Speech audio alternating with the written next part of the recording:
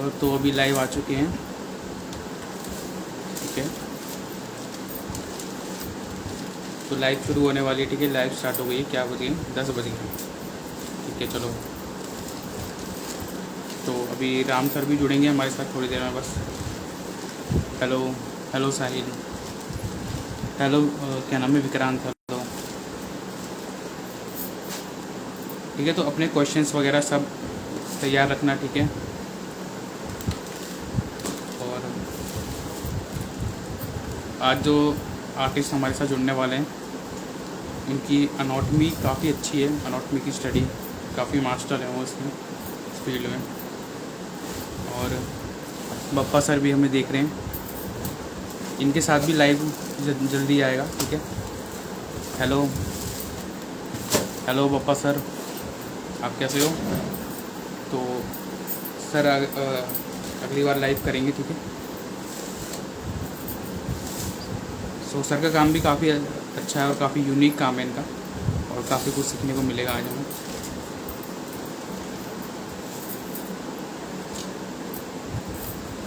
जो रिक्वेस्ट वगैरह भेजना है थोड़ी देर बाद भेजना, थोड़ी देर बाद रिक्वेस्ट को एक्सेप्ट करेंगे। अभी जरा मैं राम सर को ऐड करता हूँ, क्योंकि उनकी अभी क्लास चल रही, क्लास से जैसे ही वो फ्री होते हैं ना, वो ये 5-10 मिनट का टाइम तो लग ही जाता है। सबको मेरी आवाज़ क्लियर आ रही है? ठीक है, आवाज़ अगर मेरी क्लियर आ रही है तो सब बता दो। हेलो पूर्वा, हेलो अमित,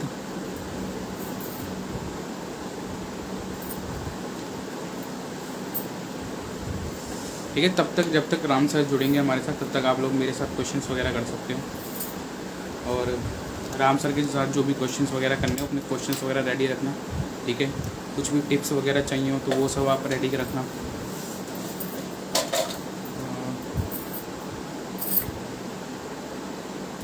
हाँ, जो भी क्वेश्चन है ना पूछो, अपने क्वेश्चन पूछते हो। हेलो सुजीत, कैसे हो? बीएफए के लिए टिप्स, देखो टिप्स तो मैं डालता रहता हूँ, इंस्टाग्राम पे भी डाल रखी हैं, बहुत सारी टिप्स डाल रखी हैं। और यूट्यूब चैनल है आर्ट इन सीन, उस पर भी डाल रखी हैं। शॉर्ट टिप्स भी डाल रखी हैं, लॉन्ग टिप्स भी डाल रखी हैं। तो एक बार वीडियो देखो आप, और क्या टिप चाहिए एक बार वो भी पूछ लो ज़रा, किस वे में टिप चाहिए कि क्या।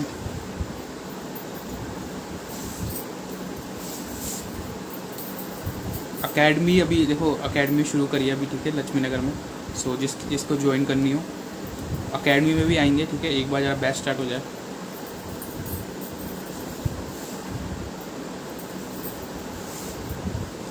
आर्ट और स्टडीज़ और स्पोर्ट्स में बैलेंस कैसे करें, एकदम मस्त, बढ़िया सुजीत, ठीक है। तो राम सर को ऐड कर लेता हूँ मैं, ऑनलाइन आ गए हैं वो भी।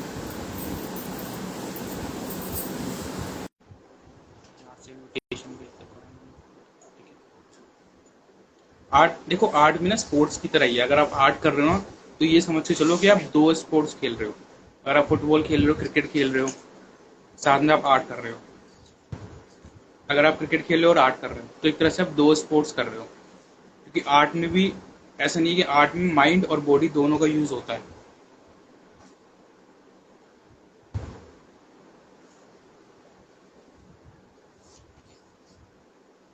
अच्छा, मैच देख रहे हो, बढ़िया। कौन सा मैच देख रहे हो?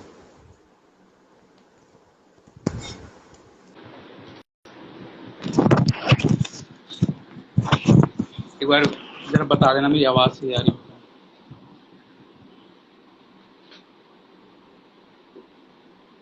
आवाज़ सही आ रही सबको मेरी?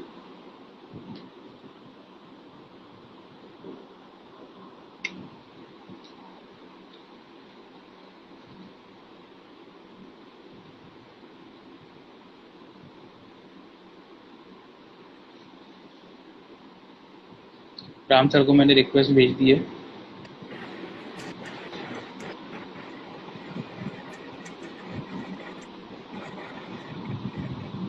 हेलो सर, कैसे हो? अरे मैं ठीक हूँ। आप कैसे हो? नमस्ते। नमस्ते सर। आवाज आ रहा है ना मेरा क्लियर? हाँ हाँ, आवाज़ आ रहा, मेरा आवाज़ सही आ रहा है सर आपको? हाँ जी। जी। जी। क्या ही है। कैसा हो रहा है आपका प्रैक्टिस? बढ़िया सर, प्रैक्टिस बढ़िया हो रही है। मैं आपको भेजूंगा भी सर कुछ वर्क। और सर, हेलो। हम आज का पॉडकास्ट शुरू करते हैं फिर। सर आप बताइए अपने आर्ट जर्नी के बारे में कुछ बताइए कि आपकी शुरुआत कैसे हुई इसमें। मेरी शुरुआत तो कोई मुझे तो पता है, मतलब कैसे स्टार्ट करें ना। बहुत सारा जी। बड़ा लंबा स्टोरी है। तो मेरे जो चाचा है ना, वो रंगोली निकालते थे। तो वो मुझे कहीं न कहीं जी। वो बोलते थे कि आप ना जो डॉट होते रंगोली के वो डाल के रखो। मैं जब तक मेरा काम करके आता तो फिर मैं वो डाल के रखता था तब तक, जब छोटा था मैं तब 5-6 साल का होगा तब से मेरा जर्नी स्टार्ट हुआ है इसमें आर्ट में। और फिर सारे जो मतलब मेरे स्कूलमेट थे, जो बैचमेट थे, स्कूलमेट थे, तो वो स्कूल के सारे बच्चों का ड्राइंग है ना, वो मेरे पास ही आ जाता था निकालने के लिए, भाई राम तू निकाल ले। तो मुझे कुछ मटेरियल लाने की जरूरत नहीं होती थी, ना पेपर, ना कलर, ना ब्रश, कुछ भी नहीं। सबका मेरे पास ही रहता था, ये ले ले। और कहीं ना कहीं टीचर को भी वो पता था कि मैं ही निकालता हूँ सबका ड्राइंग। तो जी।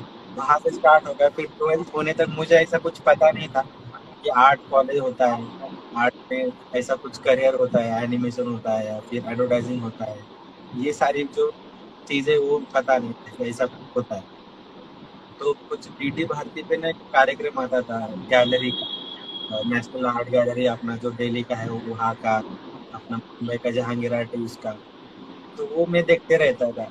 तो इतना मतलब कुछ नहीं था कि कॉलेज होता है ये वो। फिर ना मेरा जो एक दोस्त था, उसने आर्ट टीचर डिप्लोमा किया 12th होने के बाद में। तो उसका 1 साल हो गया तब मुझे पता चला कि ऐसा कुछ होता है। तो फिर मेरा 12th के बाद में 1 साल ऐसे ही चले गया, कुछ पता नहीं होना नहीं। तो फिर वहाँ से यहाँ पे गवर्नमेंट कॉलेज है औरंगाबाद में, तो वहाँ पे मैंने आर्ट टीचर डिप्लोमा किया है। उसके बाद में फिर जेजे में अप्लाइड आर्ट किया है। बस ऐसा जर्नी स्टार्ट हुई। और अभी फिलहाल जॉब किया है 2-4 साल, और अभी फ्रीलांस कर रहा हूँ जी। क्लासेस। ऐसी journey. Sir, J college of art का आपका एक्सपीरियंस कैसा रहा, मतलब वहाँ कैसा सिखाया जाता है, क्या चीज़ें होती हैं। कॉलेज तो बहुत अच्छा है, मतलब पढ़ाने के अभी देखो सब कॉलेज में हम्म। टीचर तो अच्छे ही होते हैं, उसके कोई जी। दिक्कत ही नहीं। लेकिन कहीं ना कहीं मैंने जो 2 साल में सीखा है आर्ट में, आर्ट टीचर डिप्लोमा में, वो मेरे आज तक जो मेरे टीचर थे, जो ऐसा होता है ना, फर्स्ट टीचर का वो ज्यादा इम्पैक्ट होता है हमारे ऊपर, कोई सा भी हो, हम्म। या स्कूल का आर्ट टीचर हो या फिर कॉलेज का हो। तो मेरा हम्म। माइंड पे जो उन्होंने सिखाया है मुझे कि ऐसा नहीं ऐसा। कैसा था, क्लास में कहीं ना कहीं मेरा थोड़ा सा अच्छा था 8 ग्रेड में, इतना भी थोड़ा बहुत था, बाकी के बहुत बच्चों का अच्छा था। लेकिन वो कहीं ना कहीं मुझे बता देती कि अगर ब्लैक यूज कर रहे हो कलर, अगर कहापे में, तो वो मुझे बता देते कि अगर प्योर ब्लैक मत यूज करो, उसमें थोड़ा ब्लू ऐड जी। करो, थोड़ा सा रेड ऐड करो, जो कि उसके आजू बाजू की जो कलर है वो ऐड करते थे। तो वो कहीं ना कहीं मेरे माइंड में बैठ गया। तो फिर वहां से मेरा कलर का सेंस भी उन्होंने कहीं न कहीं वो एक चीज़ बताने को मेरा सेंस डेवलप हो गया कि आजू-बाजू के कलर डालो। एक समझो रेड लगा दिया तो उसके ऊपर हाइलाइट डाल देते हम, बस हो गया ना। तो ऐसा कुछ नहीं बताया उन्होंने, आजू-बाजू के जो रेड के हीट टोन है वो मुझे बताया वहाँ पे। तो ऐसा हो गया। मेरा कलर का इतना तो है नहीं नॉलेज, बट फिर भी। जी। जी। और देखो, किसी के भी क्वेश्चंस वगैरह होंगे, अपने आप अपने क्वेश्चंस वगैरह पूछ सकते हैं, ठीक है। क्वेश्चन वगैरह अपने भेजते रहें। और जो भी आपको ऐड वगैरह करना हो, रिक्वेस्ट वगैरह, वो भी भेजते रहना, ठीक है। तो क्वेश्चंस वगैरह आपके जो भी हों वो आप सर से पूछ सकते हो, ठीक है, बिंदास होकर, कोई टेंशन वाली बात नहीं है इसमें। और तो सर, जैसे कि आप अनोटमी में आपके ज़्यादा मास्टरी है कि आप अनोटमी वगैरह करते हो, आप अनोटमी सिखाते भी हो, तो मतलब अनोटमी जो होती है, ह्यूमन अनोटमी, वो कितनी इम्पोर्टेंट है, मतलब एक आर्टिस्ट के लिए सीखना, कि हमें अगर कुछ ड्रॉ करना है तो अनोटमी कितनी जी, जी। इम्पोर्टेंट है, क्या विदाउट अनोटमी सीखे क्या काम चल सकता है। ह्यूमन फिगर के लिए तो एनाटॉमी ज़रूरी है। अगर कार्टून के लिए एक अलग उसका एक हम्म। एनाटॉमी होता है, कार्टून के लिए एक खुद का कैरेक्टर का एनाटॉमी क्रिएट करना पड़ता है जब आप कैरेक्टर डिजाइन करते हो, तो कार्टून का अलग होता है। लेकिन जब आप ह्यूमन फिगर में आते हो रियलिस्टिक बेस में, तो आपको कहीं ना कहीं वो एनाटॉमी जरूरी है। अभी ऐसा एग्जांपल ले लेते हैं कि बिल्डिंग के लिए जितना उसका बेसमेंट स्ट्रांग रहेगा, उतना बिल्डिंग कितना भी ऊंचाई जाए छू सकता है। उसी तरह एनाटॉमी है हमारी। हमारा एनाटॉमी उतना स्ट्रांग होगा, हमारा ड्राइंग उतना अच्छा आएगा। जितना हमारा मसल स्टडी होगा, और फिर वो बाकी की चीजें ऊपर ऊपर वाली वो तो एक्सप्रेशन है वो हम कवर कर लेंगे बाद में। मतलब इस तरह से होता है जो, तो ऐसा एक्सप्रेशन ऐसा समझ लो कि मेक ओवर करना है जी हमारे कॉन्सेप्ट के ऊपर, ऐसा कुछ चीज। जी जी। तो मतलब ह्यूमन अनोटमी ज़रूरी है, मतलब उसके बिना काम नहीं चल सकता। नहीं, इम्पोर्टेंट है जरूरी, जी मतलब नहीं, जरूरी थोड़ा सा कम रहेगा, लेकिन इम्पोर्टेंट है बहुत ज्यादा। अगर जी आप ह्यूमन स्टडी का मतलब क्या कहते हैं, कॉन्सेप्ट कॉन्सेप्ट आर्ट कर रहे हो तो भी जरूरी जी है। मेमोरी ड्राइंग कर रहे हो वहां पे भी आपको जरूरी, मतलब बेसिक तो होना जरूरी है। बाद में आप अगर जी आपको एनाटॉमी पता है, प्रोपोर्शन पता है, तो कोई दिक्कत नहीं, आपका काम चल जाए। लेकिन अगर आपको एक अलग लेवल पे लेके जाना है, तो आपको एनाटॉमी डीप स्टडी करना ही पड़ेगा। मतलब जी। मेरा इतना नहीं है डीप स्टडी, लेकिन उतना मैं बोल रहा हूँ कर सकता हूँ। मेरा प्रैक्टिस और ही चालू है। सर ये भी होता है कि जब अनॉटमी स्टडी करने जाते हैं बिगिनर्स, तो कहीं ना कहीं ये क्या क्वेश्चन आया था, अनॉटमी को सीखने के लिए कहाँ से शुरुआत, हाँ ये अच्छा क्वेश्चन है। कितना है ये क्वेश्चन, रंग रंग तुलिका का, कि अनॉटमी को सीखने के लिए कहाँ से शुरुआत करें। एनाटॉमी को कहाँ से शुरुआत करें मीन, आप आपका हमारे बॉडी पार्ट अगर डिवाइड करने हमको, तो हमको पहले फेस का स्ट्रक्चर इम्पोर्टेंट है। हमारा फेस का स्ट्रक्चर हो तो, अगर यहाँ तक हम हमारे full body seven, Indian body 7.5 head का हो सकता है, किसी का 6 हेड हो सकता है। वो हेड के ऊपर डिपेंड हो सकता है, लेकिन हम हेड के ऊपर डिवाइड कर सकते हैं। हमारे नाभि तक हमारे तीन तीन हेड होने चाहिए। अगर सिटिंग पोजीशन पे है तो 4 हेड होने चाहिए, और पूरा प्रोपोर्शन बॉडी का हेड से कोई स्टैंड पोजीशन में खड़ा है, स्टैंडिंग पोजीशन पे, तो उसका 7 हो सकता है या 7.5 हो सकता है। तो उस तरह से फिर वो लंबाई वो सब चीजें आप मेजरमेंट कर सकते हैं। उससे ये भी होता है जैसे कि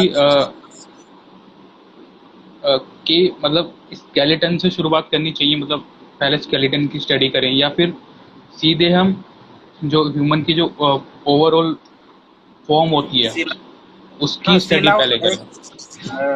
देखो, आप जैसे एक्सपर्ट होते जाओगे ना, तब आप वही कंसिडर करोगे। जैसे हम मेरा फेस कुछ स्क्वायर राउंड में होता है, आपका थोड़ा सा स्क्वायर में आता है, तो वो शेप का अगर आप स्टडी कर रहे हो, तो कहीं ना कहीं सील आउट स्टडी उसको कहते हैं। जब हमारा पूरा जो मेरा एरिया दिख रहा है आपको, तो ये सील आउट में ही जाएगा। यहाँ पे कोई सा भी आपको पोर्शन दिख रहा है ना, लाइट और कुछ नहीं दिख रहा है, ये सील आउट में जाता है, क्योंकि पूरा ब्लैक है, इसको सील आउट कहते हैं। और स्केचिंग करते समय इतना याद रखो कि पॉजिटिव नेगेटिव जो स्पेस है वो याद रखो। जितना डार्क एरिया है उसको, ये मेरा हाईलाइट जितना गिर रहा है वो पॉजिटिव पकड़ो, डार्क जो एरिया है वो नेगेटिव पकड़ो, तो आपका जी। दोनों को application हो जाएगा। उसके आपका एनाटॉमी या स्केचिंग हो जाएगा। दोनों के लिए इतना जी। और बीएफए एंट्रेंस एग्जाम में स्पीड कैसे बढ़ाएं ड्यूरिंग द एग्जाम। देखो एग्जाम बीएफए के एंट्रेंस एग्जाम के लिए आपको प्रैक्टिस करनी पड़ेगी, और स्टिल लाइफ वगैरह देखो बिना प्रैक्टिस के तो कुछ नहीं होगा। ऐसा कोई गुट्टी नहीं है कि भाई कोई गुट्टी पी लिया कोई सीक्रेट पता चल गया तो स्पीड बढ़ जाएगी। रोज 1 घंटा, एक still life, 2 still life daily करनी पड़ेगी। ठीक है, और जो शेडिंग होती है ना, स्ट्रोक्स में जो शेडिंग करते हैं वो करनी पड़ेगी डेली। रोज के 2 घंटे निकाल के, 2-3 घंटे निकाल के वो डेली करना पड़ेगा, तो स्पीड उससे अपने आप इंक्रीज होगी। ठीक है, तो ये चीज़ें हैं, बस ये प्रैक्टिस करने से ही आती हैं। इसमें कुछ ऐसा कोई सीक्रेट नहीं है कि सीक्रेट पता लग जाएगा, बस कुछ मेथड्स होते हैं, हाँ मेथड से आपकी स्पीड इंक्रीज हो सकती है। ऐसा अ, अगर आपको स्पीड स्पीड के ऊपर मत चलो, आपके जो जी। क्लास का जो बच्चे हो गए ना, तो उनका आप कंपेयर करो, उनका कितना ड्राइंग हो रहा है और हम्म। मेरा कितना हुआ है, वो कंपेयर करो। हम्म। अगर उनका ड्राइंग हो गया और कलरिंग को स्टार्ट कर रहे हैं, तो आप भी कहीं ना कहीं ड्राइंग फटक से आपका खत्म करो और कलरिंग के लिए आप तैयार जी। हो जाओ। मतलब ये हम्म। आपका, जब उनका फिनिश होगा तो आपका भी फिनिश होगा। तो वो मतलब जी। कंपटीशन ही है, तो कंपटीशन के हिसाब हम्म। से उसको हम्म। देखो, है ना? और वो भी अच्छे से, तो इससे आप कंपैरिजन करो, इससे आपका स्पीड अपने आप ही बढ़ जाएगा कहीं ना और ऋषभ भी जुड़ गया हमारे साथ। ऋषभ, कोई तुम्हारा क्वेश्चन वगैरह हो तो वो पूछ सकते हो तुम भी, ठीक है? कहीं। या लाइव ऋषभ वगैरह भाई, आना हो। चित्रकला सीखने के लिए कॉलेज जाना ज़रूरी है क्या? अच्छा, ये भी क्वेश्चन अच्छा है कि चित्रकला यानी कि पेंटिंग वगैरह सीखने के लिए कॉलेज जाने की ज़रूरत है क्या? इसमें सर आप क्या ऐड करना चाहेंगे? नहीं मैं तो ऐसा नहीं कहूंगा कि जरूरी है, क्योंकि बहुत सारे आर्टिस्ट है उन्होंने कुछ कॉलेज ज्वाइन नहीं हुँ। किया है। जैसे हमारे महाराष्ट्र आर्टिस्ट बाबूराव पेंटर, वो बहुत फेमस है। और जितने भी मतलब मेरे जैसे स्टूडेंट है उनको बहुत मानते हैं कि उनने भी हुँ। कुछ कॉलेज वगैरह ज्वाइन नहीं किया, एक फिल्म में डायरेक्शन दिया है, डायरेक्ट किया फिल्म, अच्छे से आर्टिस्ट है, पेंटिंग बहुत सारे उनके हैं। तो कहीं ना कहीं मेरे हिसाब से अगर आप कॉलेज नहीं जा रहे हो तो भी कोई दिक्कत नहीं। लेकिन आपको अगर कहाँ पे जॉब ज्वाइन करना है आज के समय में, तो आप कॉलेज का हुँ। डिग्री वो देखेंगे, लेकिन वो आपका हुँ। कौन से कॉलेज से पास हो गए वो नहीं देखेंगे। वो आपका वर्क वर्क के ऊपर डिपेंड होगा कि आपका वर्क कितना अच्छा है। कहीं ना कहीं कॉलेज भी हुँ। देखेंगे, लेकिन दूसरा दूसरा पोजीशन है कि आपका वो वर्क देखेंगे अच्छा है या नहीं। फिर कहीं ना कहीं आप कॉलेज भी नहीं गए तो आपका वर्क अगर अच्छा हो, तो शायद आपको कोई अगर ये सोचता है अच्छा ठीक है इसका वर्क अच्छा है, तो वो आपका कुछ ना कुछ आपको ऐसा कुछ एक 3-4 महीने के लिए एक्सपीरियंस के लिए रख सकते हैं। उसके बाद में आप वो एग्रीमेंट करना है एग्रीमेंट कर सकते हैं, ऐसी कुछ चीजें हो।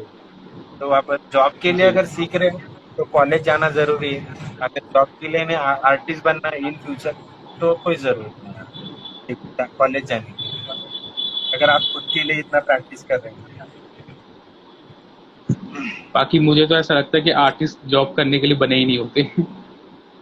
हाँ, आर्टिस्ट हाँ। अगर आपको सैलरी चाहिए पर मंथ, तो हाँ, तो वो तो है। आर्टिस्ट का होता है ना, समझो घर का हुँ। इतना हालत ठीक नहीं, तो जॉब के समय को कोई पर्याय नहीं होता, तो वो यही ज्वाइन करते हैं। उनका माइंडसेट उसी तरह से होता है कि वो सोचते ही नहीं कि हम इतना सब कुछ कर सकते हैं या फिर क्लासेस ले सकते हुँ। हैं, हाँ, सेल कर वही। सकते हैं स्टेशन।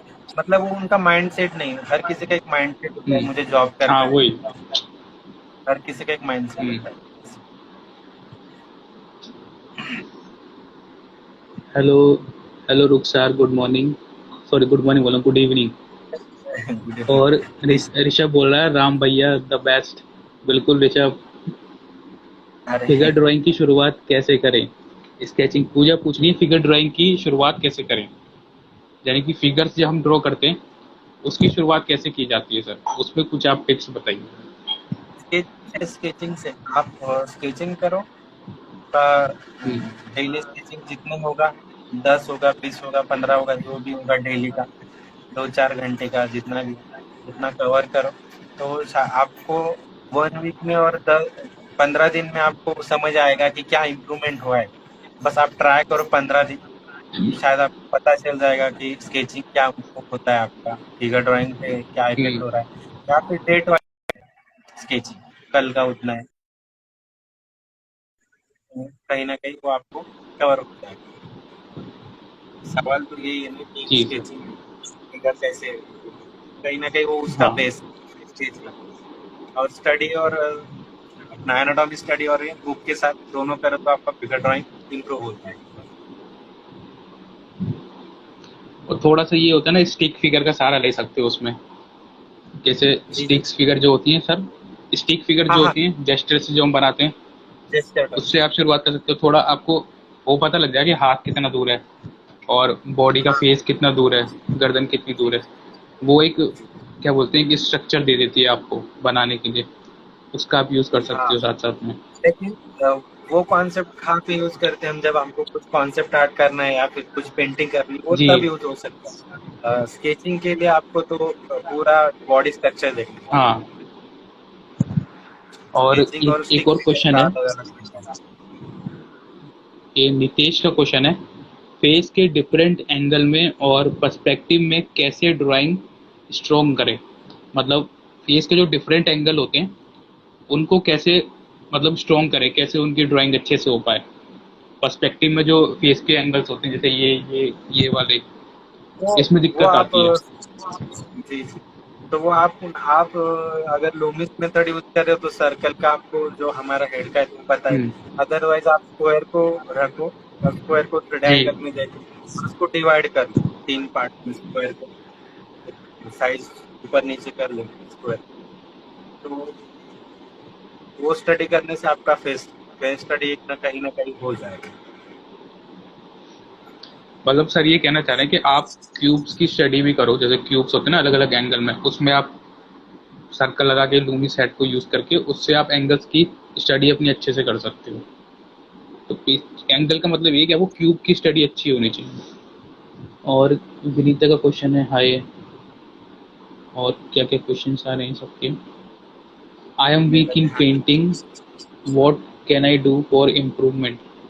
सर पेंटिंग के लिए आप कोई टिप्स वगैरह दे सकते हैं क्या, ये श्रुति का क्वेश्चन है। पेंटिंग का मेरा नॉलेज इतना नहीं अच्छा है, जी मैं उसके देख नहीं सकता। क्योंकि मैंने अपना डार्ट किया, पेंटिंग नहीं किया, तो उसका नॉलेज मुझे बहुत जी कम है, मतलब ना के बराबर है। लेकिन मैं टिप्स दे सकता हूँ आपको, अगर पेंटिंग अगर जी आपको, तो आप बहुत सारे फेसबुक ग्रुप है आपके, अगर एक आपको सजेस्ट करता होगा फेसबुक, तो आप वो ग्रुप ज्वाइन कीजिए, है ना। उसमें आपका वर्क अपलोड कीजिए। और शायद इंस्टाग्राम पे भी अगर आप गैलरी साइड में ब्लॉग वाइज कर रहे हो तो उस तरह से भी अपलोड कर दो, एक अच्छा सा पोर्टफोलियो क्रिएट करके वहाँ पे आप डाल दो कि नंबर वाइज, जी प्राइस वाइज, तो कहीं ना कहीं आपको हेल्प करेगी। और ऐसे लोगों के स्केचिंग करने जा रहे हो, पार्क में जाओ, कहीं बस स्टैंड पे अगर आपको सेल करना है तो ऐसे लोगों में बैठे जो ले सकता है। नॉर्मल पर्सन उनका हम्म खाने पीने का वो आता है तो क्या पेंटिंग से लेगा ना, और क्या हम्म दीवार पे लगाएगा। ऐसे लोगों की मतलब कांटेक्ट आपका अच्छे से बिल्ड करो जो कि ले सकता है। और वाटर कलर को बेहतर करने के लिए आप ये कर सकती हैं कि आप ना थोड़ा मोनोक्रोम की स्टडी कर लो और ड्राइंग अपनी स्ट्रॉन्ग कर लो। ड्राइंग अगर स्ट्रॉन्ग होगी ना तो वाटर कलर अपने आप ही बेहतर हो जाता है। आपको बस अपनी ड्राइंग स्ट्रॉन्ग करनी है, स्केचिंग करो डेली, ठीक है। स्केचिंग करने से भी, अब बोलोगे स्केचिंग करने से कैसे इंप्रूव होगा वाटर कलर आपका, आपकी हैंडलिंग अच्छी होगी ना, तो ब्रश, जब हम ब्रश से कंट्रोल करते हैं तो कंट्रोल अच्छा हो जाएगा। वाटर कलर में सारा फ्लो ही होता है, तो ब्रश की हैंडलिंग अच्छी होगी। और साथ में मोनोक्रोम की स्टडी करो शुरुआत में, ताकि वाटर कलर का जो वाटर का फ्लो है वो समझ में आए, कितना कहाँ पे कैसे यूज करना है, कहाँ डार्क और लाइट का यूज करना है। तो ये चीज़ें आपको वाटर कलर बेहतर करने के लिए, बाकी इस पर एक प्रैक्टिकल वीडियोज़ वगैरह भी बना दूंगा, तो वो भी आप देख लेना बाद में श्रुति, उससे भी आपको हेल्प हो जाएगी। और क्या क्वेश्चन आ रहे हैं इनके, ठीक है। अपनी पेंटिंग कैसे बेचें, ठीक है, इसका तो जवाब सर ने दे दिया। सर कौन सी आपके बुक्स लिए यूजफुल रहेंगी, आप लूमिस कौन सी।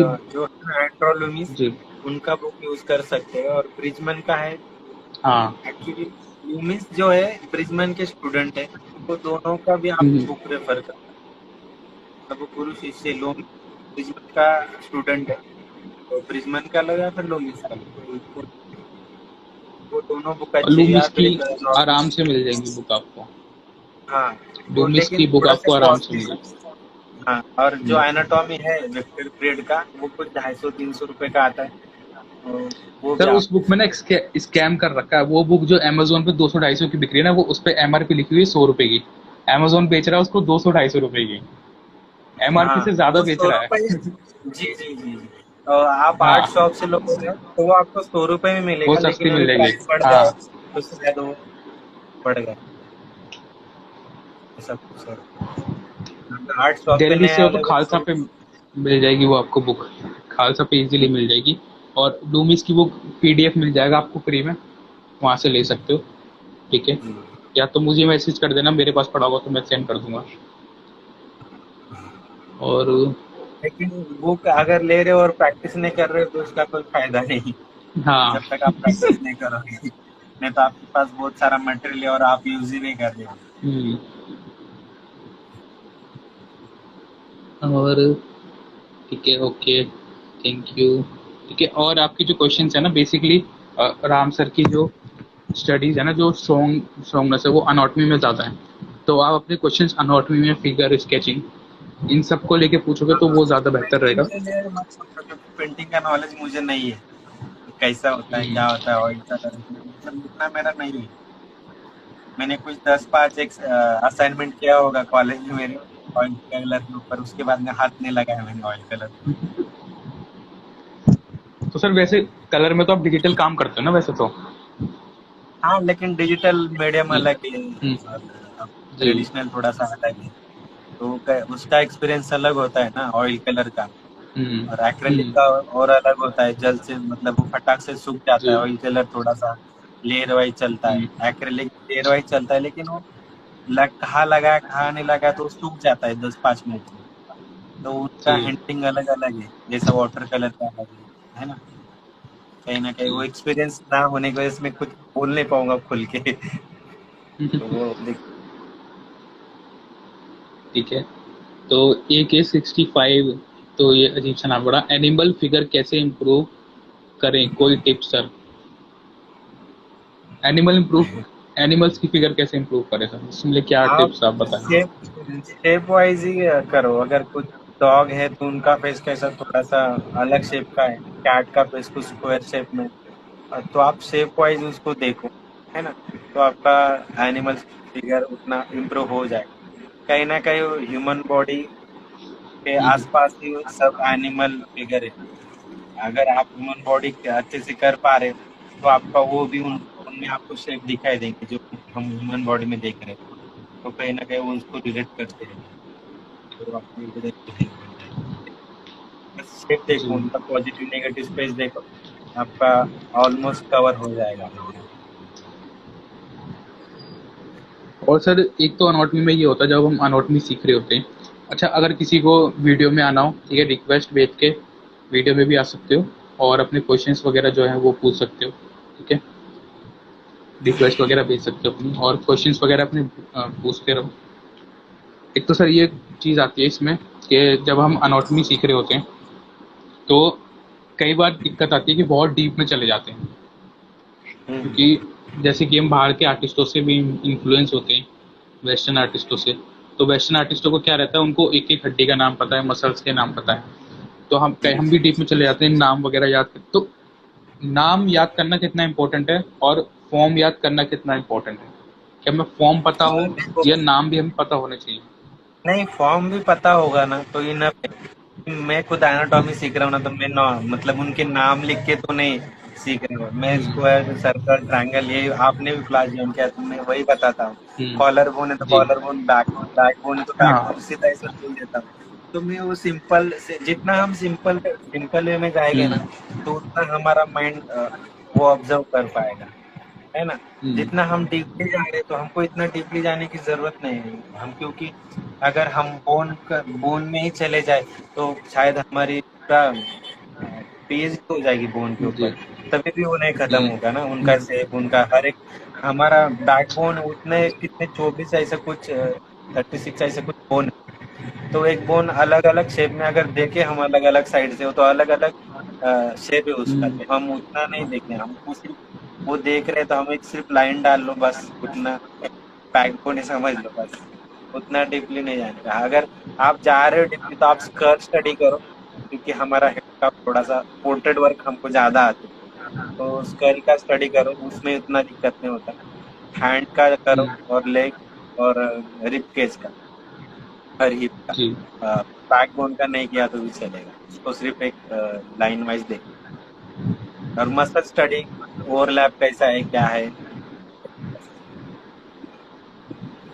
और किरण का क्वेश्चन है, सर कौन से कॉलेज से कौन सी डिग्री लें प्लीज, 12th हुआ है। आप पहले डिसाइड कर लो कि आपको अप्लाइड करना है, पेंटिंग करना है, स्कल्पचर करना है, टेक्सटाइल करना है। वो डिसाइड होने के बाद में अगर अगर जॉब के लिए कर रहे हो तो फिर कोई अच्छा कॉलेज हो जो आपके सर आजू बाजू होगा, तो वहाँ पे हम्म, जाके आप एडमिशन ले सकते हो। वहाँ पे कैंपस सिलेक्शन अगर हो रहा होगा तो वहाँ आप कॉलेज कर सकते हो। नहीं तो फिर महाराष्ट्र से हो तो फिर जे ज्वाइन कर सकते हो कि वहाँ हम्म। अदर मुंबई साइड में पहले जे वाले को प्रेफर करते, मतलब जे से हो तो आपका हम्म। सिलेक्शन जल्दी से हो जाता है अदर कॉलेज के हम्म। मुकाबले। तो कहीं ना कहीं सैलरी में भी थोड़ा सा डिफरेंस हो जाता है जे का। हम्म। लेकिन वो तो स्टार्ट में होता है, अगर जब आपका काम इम्प्रूव नहीं हो रहा है तो वो आपको आपका काम ही आपको एक अच्छी जगह दे देगा। उसका जरूरत है जी। कॉलेज कौन सा है इम्पोर्टेंट है, आपका काम इम्पोर्टेंट है सबसे। कौन से कॉलेज से जी। जाए वो इतना। हम्म। दूसरी बात ये भी है सर कि आप पूछ रहे हो कि कौन से कॉलेज में ज्वाइन करूँ। देखो, गवर्नमेंट कॉलेज में अगर आपको ज्वाइन करना है तो गवर्नमेंट में दो चार कॉलेज ही हैं जो टॉप पे आते हैं। एक तो जे कॉलेज ऑफ आर्ट हो गया, दिल्ली कॉलेज ऑफ आर्ट आ गया, जामिया इस्लामिया हो गया दिल्ली में, बीएचयू हो गया बनारस यूनिवर्सिटी, और लखनऊ का हो गया। ये कुछ तीन चार ही कॉलेज हैं गिने चुने जो टॉप में आते हैं। अब इन कॉलेजों में आप चूज नहीं कर सकते कि मुझे इसमें जाना है, इसमें जाना है, इसमें जाना है। वो आपको पहले तो एंट्रेंस एग्जाम क्लियर करना पड़ेगा। अगर जे का दे दिया आपने और दिल्ली कॉलेज ऑफ आर्ट का दे दिया, मान के चलो दिल्ली कॉलेज ऑफ आर्ट में आ गया और जे में नहीं आया, तो क्या एक साल थोड़ी ना छोड़ दोगे कि मैं कॉलेज ऑफ आर्ट नहीं जाऊंगा जे के चक्कर में। हो सकता है जे में अगले साल भी ना आए, उसमें कंपटीशन और टफ हो जाता है। तो हाँ जी। आपको कॉलेज ऑफ आर्ट में ही जाना पड़ेगा। इसमें आप चूज नहीं कर सकते सरकारी में, प्राइवेट में चूज कर सकते हो कि किसकी फीस कौन ज्यादा से है, भी किसकी कॉलेज फीस में कम है। जाओ, ऐसा ऐसा कुछ नहीं, कौन से भी कॉलेज में जाओ, लेकिन इतना याद हाँ रखो वही। आपको बहुत मेहनत करना है, बस ये याद रखो। हाँ। फाउंडेशन कोर्स क्या है आर्ट में? सर बताइए, फाउंडेशन कोर्स क्या है आर्ट आर्ट के अंदर, फाउंडेशन क्या होती है? फाउंडेशन वही है अपना एक बेसिक हम्म। जो हमको मालूम जी, होना चाहिए, बेसिक। कलर का कैसा ही, मतलब कलर भी हम्म। पता होना चाहिए।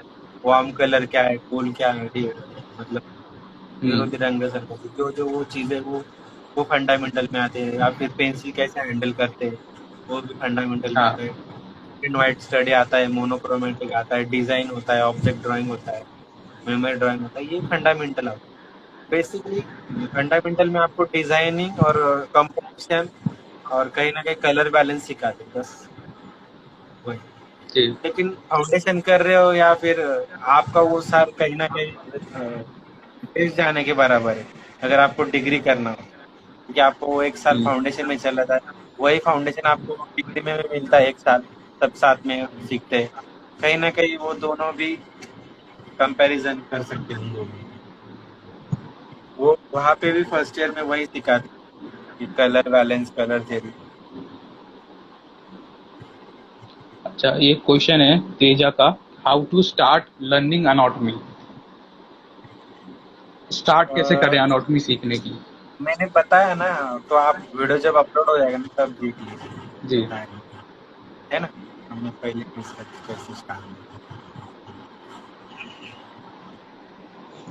तो ये वीडियो आप देख सकते हो, ठीक है, सर ने बता रखा पहले इस बारे में, तो वो वीडियो एक बार आप देख लेना जब ये वीडियो अपलोड हो जाएगी।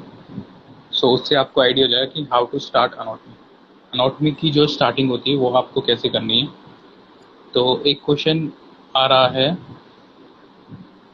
क्या आर्ट में डिग्री कितना इम्पोर्टेंट है? अभी ये भी सर ने बता रखा है कि कितनी इम्पोर्टेंट है डिग्री। डिग्री के देखो अपने बेनिफिट्स होते हैं, बेनिफिट्स तो हैं। मेरे मेरे हिसाब से डिग्री आपको जब बेनिफिट दे सकती है, ज़्यादा बेनिफिट जब करेगी जब आपका काम एवरेज है। ठीक है, अगर आपका काम एवरेज लेवल का है तो आपको डिग्री का फ़ायदा हो जाएगा कि आपको कहीं जॉब मिल जाएगी अच्छी। लेकिन अगर आपका काम थोड़ा अपर लेवल का है ना, तो विदाउट डिग्री भी आपको काम मिल जाएगा कहीं ना कहीं। फ्रीलांसिंग काम कर सकते हो, या कहीं जॉब जॉब करने जाओगे तो फिर आपका काम उस लेवल का होना चाहिए फिर। तो एट द एंड में आपका काम मैटर करता है कि आपका काम कितना अच्छा है। डिग्री का बेनिफिट तो है, वो बेनिफिट आपको रहेगा ही रहेगा। डिग्री कर लेते तो एक प्लस पॉइंट हो जाता है बस आपके पास, ये हो जाता है। ऐसा नहीं है कि डिग्री नहीं करोगे तो आर्टिस्ट बन ही नहीं सकते। लेकिन कहीं ना कहीं आपका हाँ। काम ही देखते हैं, कंपनी में जी। हो या किधर हो, पहले आपका पोर्टफोलियो सेंड करो बोलते हैं, सीवी जिसको हम हम्म। बोलते हैं, सेंड करो। कौन से कॉलेज में आज तक पूछा नहीं, शायद मुझे भी पूछा नहीं कौन से कॉलेज से हो। पहले हाँ। आपको तो बोलते हैं सीवी सेंड करो, और आपका सैलरी एक्सपीरियंस कितना है, कि जॉब में जब ज्वाइन हो रहे हो तब ये पूछते हैं आप कौन से कॉलेज से हो, जी। पूछते ही नहीं आपको। काम देखते फिर आपको इंटरव्यू के लिए बुलाते हैं। आर्ट में, अच्छा सर ये एक क्वेश्चन ये आता है कि आर्ट में करियर है कि नहीं, क्योंकि आप भी काफ़ी टाइम से कर रहे हो और आपने भी करियर बनाया है आर्ट में, तो आप मतलब क्या बताओगे कि इन लोगों को जो बोलते हैं कि आर्ट में करियर नहीं है, या करियर है कि नहीं है, या पेरेंट्स सपोर्ट नहीं कर रहे? पेरेंट्स सपोर्ट नहीं कर रहे तो आपको पेरेंट्स सपोर्ट हर चीज में करते ही, ऐसा नहीं कि आपको कहीं ना कहीं हम्म। आपने उनको बताया नहीं कि ऐसा ऐसा आर्ट में होता है। मैंने जब मैं हॉस्टल लाइफ में रहा 4 साल, तो जो इंजीनियर मेरे कहीं ना कहीं रूममेट थे 2 4, तो कॉलेज समय में वो पैसे नहीं कमाते। कहीं ना कहीं मैं कॉलेज करके भी मुंबई में, कॉलेज करके भी मैं काम के लिए जाता था, सैटरडे संडे ऑफ रहता था, तो मैं काम पे जाता था, तो कहीं ना कहीं मेरा इनकम चालू हो गया था कॉलेज लाइफ के हम्म। हिसाब से। तो वो 8, अभी आप सोचो कि 2 3 घंटे का आपको 4 5 हज़ार रुपये आ रहा है, 2 4 हज़ार रुपये आ रहा है एक दिन का, 3 घंटे का। तो आप हम्म। 2 भी दिन गए, सैटरडे संडे, तो कहीं ना कहीं आपका मंथली हो जाता है कवर, आपका आर्ट मटेरियल आ जाता है, सब आ जाता है। और उसी साइड में इंजीनियर करने वाले लोग घर से पैसे मांग रहे हैं अपने माता पिता से, मुझे ये लेना है ये। हाँ। मतलब मेरा एक्सपीरियंस है जब मैं कॉलेज में था। और इतना सब करके भी कोई कोई जो मेरे दोस्त थे, फ्रेंड लोग थे, तो वो घर पे भी पैसे भेजते थे कॉलेज करके, असाइनमेंट करके, और कॉलेज जी। खत्म होने के बाद में ये सब करना। और इवन आपका काम अगर अच्छा है, अभी वो कितना अच्छा है वो आपके ऊपर डिपेंड, आप कितना मेहनत कर रहे हो। अगर आपका काम अच्छा है तो हर हर कोई चीज आपके विदाउट मेहनत कुछ भी नहीं मिलने वाला है इस दुनिया में। तुम्हें ऐसा नहीं कि एक दिन उठा, अरे चमत्कार होगा, मुझे आ गया। हम्म। आपके आपको वो प्रैक्टिस करना पड़ेगा, वो आपको हार्डवर्क करना पड़ेगा, वो सब करना पड़ेगा, तभी कहीं ना कहीं वो आपको, कोई गॉड गिफ्टेड नहीं होता है, ये हमने बनाया है गॉड गिफ्टेड है, ऐसा कुछ नहीं होता है। दिन रात मेहनत करनी पड़ती है, तब कहीं ना कहीं वो फ्लो आता है, वो सारी नॉलेज आती है बस। और आर्ट भाई। में करियर है कि नहीं अभी, वो तो बता ही दिया है अभी। पैसा, आप आर्ट में बहुत पैसा है, मैं तो जी। आपके मेहनत के ऊपर डिपेंड है। हाँ। और आर्ट में भी सर यही है ना कि डॉक्टर, इंजीनियर, ये लोग जब डिग्री कंप्लीट कर लेते हैं तब इनकी इनकम चालू होती है। आर्टिस्ट की income first year second year में ही आर्टिस्ट चालू होने लग जाती है। हम मतलब हम कंपैरिजन नहीं कर सकते उनका और हाँ। हमारा, क्योंकि हर हम्म। कोई उसकी जगह पे ठीक है। हाँ। क्योंकि उस चॉइस उनको वो लग रहा था हम्म। इसलिए उन्होंने वहां दिया, हमको ये अच्छा लग रहा है तो हमने ये लिया, ऐसी बात।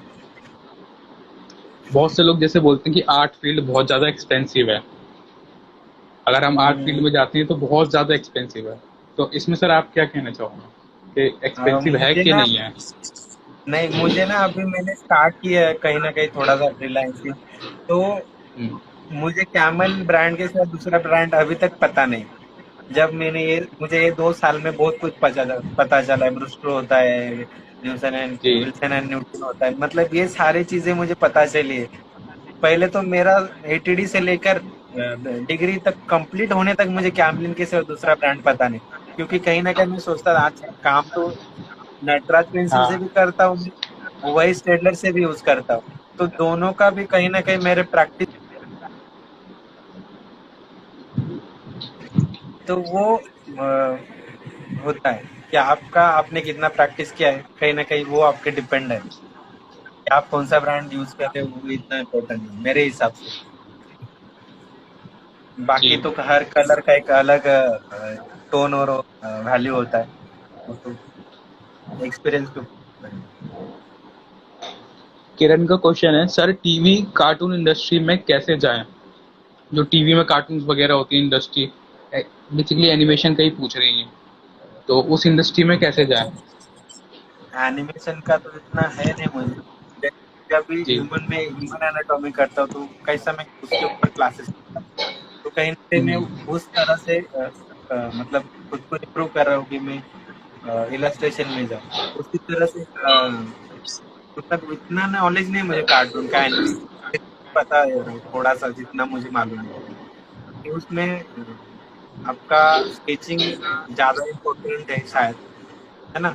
और वो आपको ब्रेक फ्रेम होता है, स्टेप बाय स्टेप फ्रेम होता है, कुछ तो भी है ना वो। वो आप स्केचिंग कहीं ना कहीं आपको स्केचिंग ही इम्पोर्टेंट है एनिमेशन के लिए भी, क्योंकि हम्म हम इलस्ट्रेशन सिंगल कर सकते हैं, लेकिन जब आपको एनिमेशन करना पड़ता है तो आपको वो पूरा मूवमेंट ड्रॉ करना पड़ता है, हर एक एंगल ड्रॉ करना पड़ता है। हम्म ब्रेक सेकंड वाइज कुछ फ्रेम होते हैं, 10 सेकंड में 15 फ्रेम ऐसा कुछ होता है, कहीं ना कहीं आपको स्केचिंग इम्प्रूव, तो वही वहीं पे आ रहा है पूरा मुद्दा, स्केचिंग।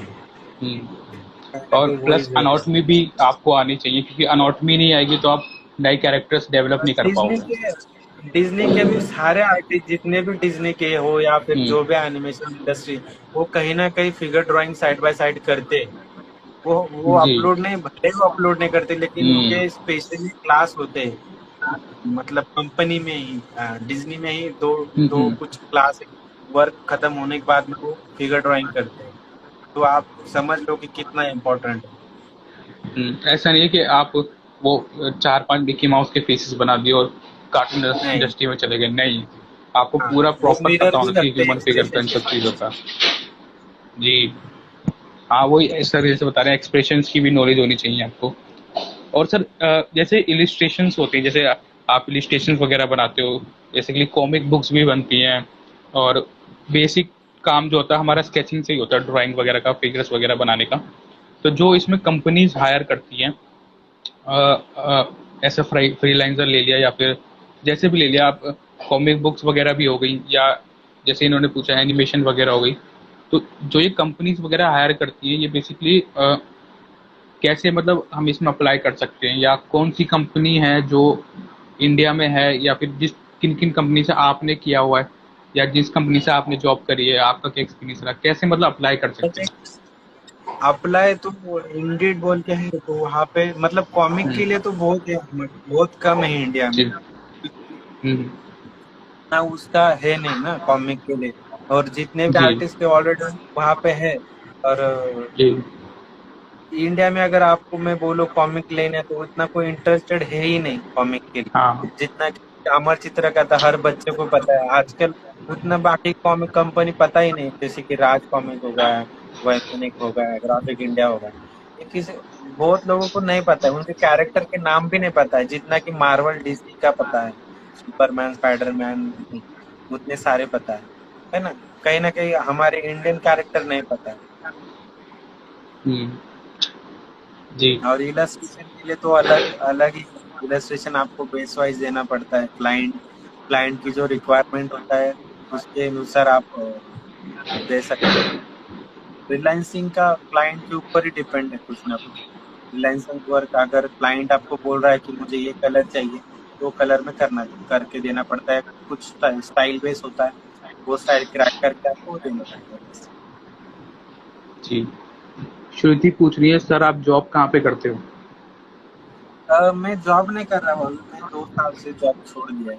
मैं खुद के ऊपर काम कर रहा था, और काम करते करते मैं हम्म, थोड़ा सा अलग, खुद को ऐसे समझ लो खुद को इम्प्रूव कर रहा हूँ अभी के लिए। क्लासेस ले रहा हूँ थोड़े बहुत, वही छोटा मोटा फ्रीलांस कर रहा हूँ बस। अभिनव पूछ रहे हैं, फ्रीलांस से थोड़ा बहुत पैसा कमा सकते हैं क्या? और एक क्वेश्चन ये आया था कि फ्रीलांसिंग क्या होती है, इसके बारे में भी बता दो सर। फ्रीलांसिंग क्या होती है, क्लाइंट बेसिकली क्लाइंट जी। आपको कांटेक्ट करता है, और जो भी कॉन्सेप्ट होता है, उनका स्क्रिप्ट होता है, वो एक एक आप उनको, वो आपको स्टाइल भेजते हैं या फिर आप उनको स्टाइल भेजो, उसके ऊपर बातचीत हम्म, होती है, या फिर आपका कॉन्ट्रैक्ट करने कॉन्ट्रैक्ट होता है, कॉपीराइट इशू होता है तो कॉपीराइट साइन कर लेते हैं आपसे। ये सारी चीजें होती है। बस फ्रीलांसिंग जी। यही है, जो client को चाहिए वो आपको बना के देना पड़ेगा, उसमें आपको आपका खुद का कुछ क्रिएशन नहीं करना है, क्योंकि आप वो किसी को फ्रीलांस दे रहे हो, तो कहीं ना कहीं हम्म। जो आप सामने वाले को चाहिए वो आप बना के दे रहे हो, बस ये फ्रीलांसिंग। तेजा का क्वेश्चन है, I am learning art completely on my own, ठीक है, how do market myself, I have no idea how the market works. तो इनका क्वेश्चन यही है सर कि मैं अपने आप सीख रहा हूँ और मुझे अपने आर्ट वर्क को मार्केट करना है, तो मैं मार्केट कैसे करूँ, मुझे कोई आइडिया नहीं इस बारे में। सो इस बारे में सर आप क्या इनको टिप देना चाहेंगे? बहुत सारे अपने behance हो गया, आर्ट स्टेशन हो गया, इंडीड हो गया, हम्म ये सारे जो ऐप है, या फिर इंस्टाग्राम हो गया, फेसबुक हो गया, ये सारी चीज़ों पे आप आपका वर्क जो है वो अपलोड कर दो, ऐसे ग्रुप जॉइन करो जहाँ पे आपको फ्रीलांसिंग मिल सकता है। इलस्ट्रेशन बेस होगा तो इलस्ट्रेशन ग्रुप है, उन उनको वहाँ पे आप फेसबुक पे ज्वाइन करो वो ग्रुप, है ना, रिक्वेस्ट सेंड करके कहीं ना कहीं लोगों को, सीनियर लोगों को आपका वर्क दिखाओ। आप अगर आपके कांटेक्ट में हो गए तो उनको कांटेक्ट करो, जिनसे आपको काम मिल सकते हैं उनको कांटेक्ट करो। बस अगर आप खुद पे क्रिएट कर रहे हो, अगर आप काम कर रहे हो तो कुछ लोग आपको कांटेक्ट करेंगे, ऐसा नहीं कि आप ही करोगे। अगर आपका काम उतना जी अच्छा होगा तो लोग आपको कांटेक्ट करेंगे, कहीं ना कहीं ये होता है। सर, बेस्ट आर्ट कॉलेज कौन सा है बीएफए के लिए? अभी बताया वीडियो में, बेस्ट आर्ट कॉलेज 2-3 कॉलेज ही हैं गवर्नमेंट के। जेजे कॉलेज ऑफ आर्ट है, दिल्ली कॉलेज ऑफ आर्ट है, और जामिया हो गया, पीएचयू हो गया। यही 4-5 कॉलेज हैं जो बेस्ट हैं गवर्नमेंट के। अब प्राइवेट में पूछोगे तो प्राइवेट में तो मैं किसी का नाम ले नहीं सकता ऐसे, क्योंकि देखिए प्राइवेट की फीस थोड़ी ज़्यादा भी रहती है। और अब देख लेते हैं कौन कौन से क्वेश्चंस हैं जो रह रहे हैं। अ,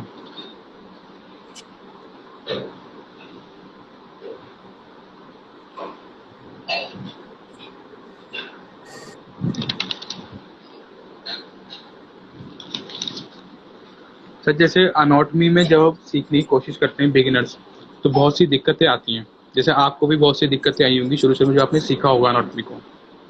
तो आपने कैसे उन प्रॉब्लम्स को फेस किया, कैसे दिक्कतें आपने तो उनको अभी जो भी है। आती है, ऐसा नहीं कि नहीं, दिक्कतें अभी भी आती है, लेकिन कहीं न कहीं मैं उतना पेशेंस रखा हूँ कि हो जाएगा।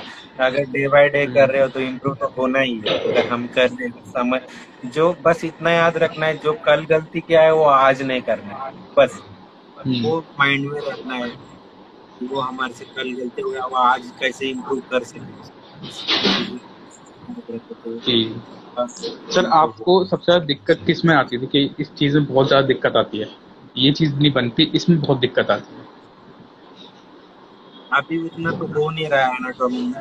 अगर दिक्कत आ रही है तो जी। मैं उसके ऊपर 2-4 बार कर लेता हूँ, साइड में उसकी अच्छा। उसी साइड में अगर दिक्कत आ रही है मुझे, तो मैं अलग-अलग एंगल से उसका देखता हूँ। या फिर मेरा खुद का जो हैंड है, हैंड में दिक्कत आ रही है, फिर हाँ मेरे हैंड हाँ, का एक हाथ में। जेस्चर फ़ोटो निकालता हूँ या फिर इधर-उधर से इमेज ले लेता हूँ, है ना? वो जी करके इधर-उधर इंटरनेट पे आपको जो चाहिए वो मिल जाएगा, सिर्फ़ आपको डालना है कि मुझे ये चाहिए, वो आपको प्रोवाइड कर देता है इंटरनेट। ऐसा कुछ है जी। कि वो आपको क्योंकि सर मेन जो सबसे ज़्यादा दिक्कत आती है वो हाथों में ही आती है। हाथ, क्योंकि हाथ के एंगल्स ही इतने होते हैं, ऐसे ऐसे ऐसे करके। सो कहीं न उसको कहीं मुझे हाथ ओवरकम। नहीं आती। जी। और कौन कौन से क्वेश्चंस आ रहे हैं? I am doing animation, may you can suggest me about best jobs name. Shruti पूछ रही है कि कुछ जॉब्स के नेम आप सजेस्ट कर सकते हो सर एनिमेशन के लिए, जब वो एनिमेशन एनिमेशन कर के रही लिए हैं। देखो मेरा इतना नॉलेज नहीं है एनिमेशन हम्म, के लिए।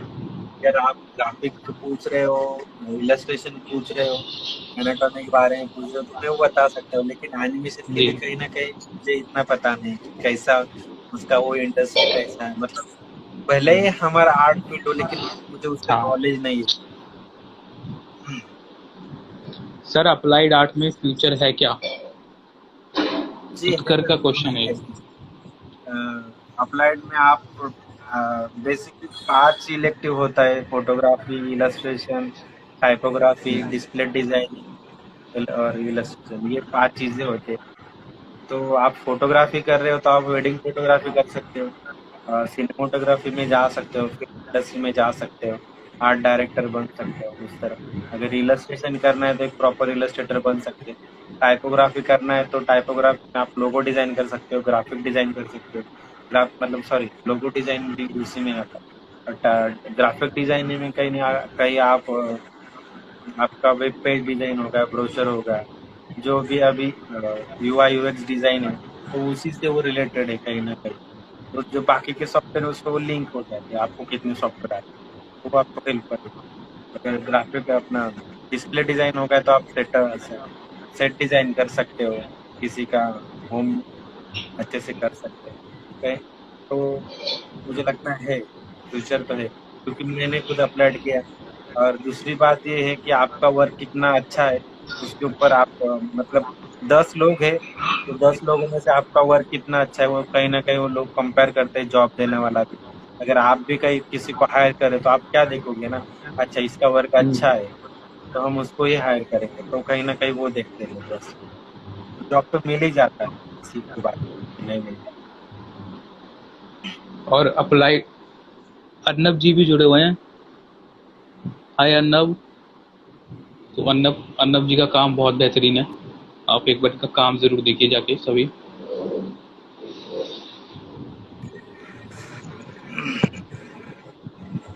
तो एक क्वेश्चन था, क्या था ये? सर एडवर्टीजमेंट का कुछ आप बता सकते हैं क्या, एडवर्टीजमेंट के बारे में? एडवर्टाइजमेंट वही है ना, इलस्ट्रेशन और जी ग्राफिक डिजाइनिंग का वही स्टोरी बोर्डिंग जी। होता है इलस्ट्रेशन में, कहीं ना कहीं वही है स्टोरी फ्रेमिंग का। एडवर्टाइज का जो आइडिया होता है, कहीं फ्रेम बाइज फ्रेम होता है, फ्रेम इलस्ट्रेशन होता है, और वही उसका ब्रोशर हो गया, डिजाइनिंग हो गया, कवर हो गया, वही अपना वही सेम सेम सेम चीज है। और ये क्वेश्चन ये है ना, जैसे अप्लाइड आर्ट में फ्यूचर है, अप्लाइड आर्ट ही फ्यूचर है, मतलब कंपनियां तो बंद नहीं हो जाएंगी, दुनिया की सारी कंपनियां तो रहेंगी। अब कंपनियों को एडवर्टीजमेंट के लिए चाहिए आर्टिस्ट, बहुत सारे कामों के लिए आजकल चाहिए, तो सब डिजिटल इलिस्ट्रेशन हो रहा बनाने है। के लिए चाहिए। हाँ, तो अप्लाइड आर्ट ही अपने आप में एक फ्यूचर है। तो अप्लाइड आर्ट में अगर आप जाते हो तो बहुत सारी जॉब्स हैं, अनलिमिटेड जॉब्स हैं अप्लाइड में, और आगे जाके जॉब्स और मिल जाएंगे। अभी एआई भी आ रहा है, बहुत सारी टेक्नोलॉजीज आ रही हैं, तो उसमें कहीं ना कहीं आर्टिस्ट की ज़रूरत तो पड़ती ही है। आपके दिमाग में कॉन्सेप्ट्स होने चाहिए, वो लाइट के, शेड्स के, कलर्स के, कि कैसे करते हैं, फॉर्म्स के। अप्लाइड बेसिकली क्या होता है, जिसे हम अपोजिट कला कहते हैं, जो कि हमारे जी। जीने के लिए हमको वो कहीं ना कहीं हम्म, उस कला के साथ हम लेके हम कैसे अपना खुद का बिजनेस स्टार्ट कर सकते हैं, वो अप्लाइड आर्ट है। ना कि एक हम्म, हम हमारा माइंड सेट ऐसा क्रिएट करते हैं कि हमको जॉब ही करना है। अप्लाइड का हाँ मतलब वो नहीं है बेसिक। हम खुद को इस तरह से इम्प्रूव इम्प्रूव करना है कि हमको लोग ज्वाइन हो। अप्लाइड का मीनिंग वो है, खुद क्रिएट करो, खुद का फ्रीलांसिंग वर्क लो, ऐसा है। मतलब कुछ नए लोग, मतलब बच्चों का होता है, मेरा खुद का था कि मुझे जॉब करना है, मुझे जॉब करना है, लेकिन बाद में कहीं ना कहीं हम्म, जॉब मुझे नहीं लगने लगा, तो मैंने सोचा कि मैं क्लासेस करूंगा, थोड़ा सा वर्क इम्प्रूव करूंगा। इस तरह से मेरा माइंड सेट हो गया। हर हर का माइंड सेट अलग होता है, तो वही है। एक जॉब ही है ऐसा ऑप्शन मत रखो अप्लाइड में। जी। आप पेंटिंग कर सकते हो, बहुत सारे आर्टिस्ट है जिन्होंने अप्लाइड करके भी वो पेंटिंग कर रहे हैं। और आर्टिस्ट के लिए जॉब करना एक लास्ट ऑप्शन होता है बेसिकली, कि कुछ नहीं मिल हाँ, रहा तो आपका जॉब एक कर लो इनकम कमाने के लिए। सोर्स हाँ, आर्टिस्ट का तो आप या नेचर होता ही नहीं जॉब करने का। जी, हर किसी का एक माइंडसेट अलग है। जी। हम हर वॉट सिचुएशन अलग होता आर है, द वही है ना। Opinion, what your opinion on AI art? मेरे एआई का आर्ट बेसिकली इंटरनेट देखो, हाँ थोड़ा स्लो चल रहा है सर आपका इंटरनेट सर। एआई जो है ना, ये बेसिकली आपका एनिमेशन से रिलेटेड है बहुत हद तक। और आपको अगर एनिमेशन आती है फ्यूचर में, तो आप एआई में घुस जाओगे कहीं ना कहीं, क्योंकि उसमें भी एनिमेशन होंगे ना, बहुत सारी चीज़ होगी। अगर एआई आर अच्छा, आर्टिफिशियल इंटेलिजेंस, हाँ सॉरी, वो अलग हो गया, आर्टिफिशियल इंटेलिजेंस थोड़ा अलग हो गया, वो टेक्नोलॉजी में चला गया, वो अलग हो गया आपसे। मैं उसकी बात कर रहा था, मेटावर्स के बारे में। ठीक है, तो उसमें आपको एनिमेशन आनी चाहिए, और एनिमेशन से पहले आपको ये आर्ट बनानी आनी चाहिए, ड्राइंग, हाथ से मैनुअल काम आना चाहिए आपको बनाना। ऐसा नहीं जो एनिमेशन कर रहे हैं उनको हाथ से बनाना नहीं आता, उनको पहले सारा हाथ से मैनुअल सीखते हैं वो, फिर वो एनिमेशन करते हैं, क्योंकि फॉर्म्स की दिमाग में वो होनी चाहिए नॉलेज आपके। थैंक्स सर, अप्लाइड आर्ट की ही तैयारी कर रहा हूँ, मेरे एक सर हैं फाइन आर्ट्स बीएचयू से, क्या उन्होंने पीएचडी की हुई है? क्या ये गाइडेंस में सीख रहा हूँ। अच्छा, पीएचडी करी हुई है उन्होंने, अच्छी बात है अगर करी हुई है तो।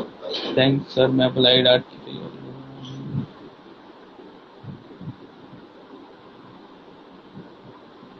हाँ, अच्छी बात है, अगर उनसे सीख रहे हो तो कोई बुराई नहीं है। ठीक है, तो उस साइड का थोड़ा इंटरनेट लूज़ हो गया यहाँ पे, मैं उनको फिर से इनवाइट कर देता हूँ।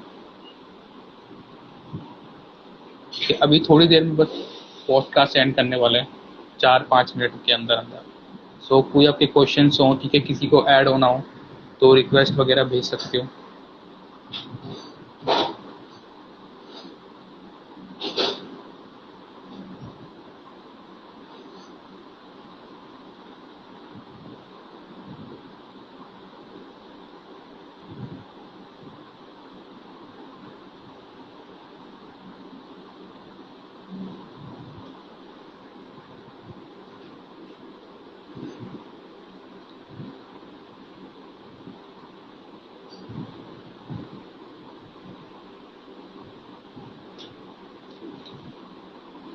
ठीक है, तो कितने लोग जुड़े हुए हैं मैच में? सर, कौन सा गवर्नमेंट आर्ट कॉलेज एडमिशन के चांसेस ज़्यादा हैं? देखो, एडमिशन के चांसेस ज़्यादा हैं, ऐसा तो कोई भी हम कॉलेज कह नहीं सकते, क्योंकि देखो हज़ारों बच्चे भरते हैं एक कॉलेज के अंदर, चाहे वो बीएचयू ले लो, कॉलेज ऑफ आर्ट ले लो, सबके एंट्रेंस एग्ज़ाम टफ होते जा रहे हैं टाइम के साथ साथ। धीरे धीरे जैसे जैसे लोगों को पता चलता जा रहा है, तो कंपटीशन भी बढ़ता जा रहा है। वो ये अगर 1,000 लोग भर रहे हैं, उसमें से 40-50 लोग सेलेक्ट हो रहे हैं, आपका काम अच्छा होना चाहिए, सिलेक्ट हो जाओगे आप। इतनी ऐसा नहीं है कि बिल्कुल सिलेक्शन नहीं होता। बाकी एक तरह से कह सकते हो कि सबका बराबर ही है, ऐसा कुछ नहीं है कि कोई इजी है किसी एक, अगर हम पर्टिकुलर कॉलेज को टारगेट करें। लेकिन हाँ, अगर इजी पूछना चाह रहे हो तो एक तरीका ये है, इजी तरीका, अगर तो किसी को अगर कॉलेज में सिर्फ डिग्री से मतलब है ना, ये टेक्निक उनके लिए काम करती है जो भी बताने वाला हूँ। आप क्या करो, चाहे बीएचयू हो गया, जामिया हो गया, कॉलेज ऑफ आर्ट हो गया, या फिर आपका वो हो गया चीजें कॉलेज ऑफ आर्ट, सबके अंदर एक एग्जाम होता है आर्ट हिस्ट्री या आर्ट एजुकेशन करके। ठीक है, आर्ट हिस्ट्री और आर्ट एजुकेशन करके। ठीक है, तो ठीक है, आर्ट हिस्ट्री और आर्ट एजुकेशन करके सबका एक एग्ज़ाम होता है। ठीक है, और उसके अंदर क्या होता है ना, सीट्स होती हैं 20 या 18 सीट्स होती हैं। अब उसमें ये होता है कि आपको उसके अंदर सिलेक्शन के चांसेस ज़्यादा होते हैं। क्यों ज़्यादा होते हैं? क्योंकि ज़्यादातर बच्चे पेंटिंग में जाते हैं और अप्लाइड में जाते हैं। सबसे ज़्यादा कंपटीशन होता है अप्लाइड और पेंटिंग में। उसके बाद प्रिंट मेकिंग हो गया, विजुअल आर्ट हो गया, और स्क्रप्चर हो गया। इनमें कंपटीशन ज़्यादा होता है, पर सबसे ज़्यादा होता है पेंटिंग और अप्लाइड में। और सबसे कम कंपटीशन होता है ना, वो होता है आर्ट हिस्ट्री, आर्ट एजुकेशन। इतना कम होता है इसमें कंपटीशन कि पिछले साल की अगर मैं बताऊं तो कॉलेज ऑफ आर्ट में आर्ट हिस्ट्री के लिए 20 सीट्स थी, 20, और 20 सीट्स में से सिर्फ 20 बच्चों ने ही फिल करा था। तो अगर वो एग्जाम में खाली भी बैठाएंगे ना, तो भी उनका एंट्रेंस एग्जाम क्लियर हो जाएगा। लेकिन ये लेकिन वहाँ पे ये ना, आर्ट हिस्ट्री, आर्ट एजुकेशन में आपको पढ़ना ज़्यादा पड़ता है, थ्योरी होती है उसमें, तो आर्टिस्टों को मज़ा नहीं आता उसमें फिर। तो अगर आपको सिर्फ डिग्री से मतलब है और कॉलेज में घुसने से मतलब है, तब आप वहाँ से एंट्री ले सकते हो अपनी। ठीक है, लेकिन उसमें फिर वो पेंटिंग और अप्लाइड का काम नहीं सिखाएंगे आपको, बस डिग्री मिल जाएगी आपको, ये हो जाएगा उसमें। ठीक है, और राम सर का भी शायद इंटरनेट का इशू आ रहा है, तो अभी वो ज्वाइन नहीं कर पाएंगे, तो इस वजह से आप कोई भी क्वेश्चन वगैरह करना, अभी 2-3 मिनट हम लाइव करेंगे। ठीक है, 2-4 मिनट लाइव करेंगे, तो उसमें अगर आप कुछ क्वेश्चन वगैरह मेरे से कर सकते हो। ठीक है, राम सर अभी ज्वाइन नहीं कर पाएंगे, सो उनकी तरफ से तो लाइव अभी एंड हो चुकी है। पेंटिंग और अप्लाइड में से अगर चूज करना हो तो देखो, सबसे पहले अपने इंटरेस्ट के हिसाब से चूज करो, है ना। और अगर आपको जॉब चाहिए, अगर आपको जॉब करनी है तो आप अप्लाइड में जा सकते हो। अप्लाइड का फ़ायदा ये होगा कि अप्लाइड करते करते आप अप्लाइड का काम तो सीखोगे, ग्राफिक्स का, एडवर्टीजमेंट का। पेंटिंग का काम आप अपने हिसाब से कर सकते हो कि भाई हमने ये पेंटिंग कर ली, वो पेंटिंग कर ली। इसका सबसे बड़ा एग्जांपल आप अमित कपूर जी ले सकते हो। अमित कपूर सर जो है हमारे, उन्होंने अप्लाइड से करा हुआ है, पर वो आज पेंटिंग ही कर रहे हैं। वो अप्लाइड का कुछ भी काम नहीं करते, वो पेंटिंग ही करते हैं। तो ऐसा नहीं है कि आप अप्लाइड से करोगे तो आप पेंटिंग नहीं कर सकते। अप्लाइड से करोगे तो बेनिफिट होगा, आप पेंटिंग भी कर सकते हो, और साथ में आपको जॉब भी मिल जाएगी। पेंटिंग में ये है कि थोड़ी जॉब्स कम है, अप्लाइड के मुकाबले। अगर जॉब्स वाइज देखना है, अगर लेकिन अगर आप जॉब की टेंशन नहीं है आपको, तो बिंदास होकर पेंटिंग में जाओ, या फिर इंटरेस्ट पेंटिंग में बहुत ज़्यादा है तो आप इंटरेस्ट को चूज करो अपने वहाँ पे।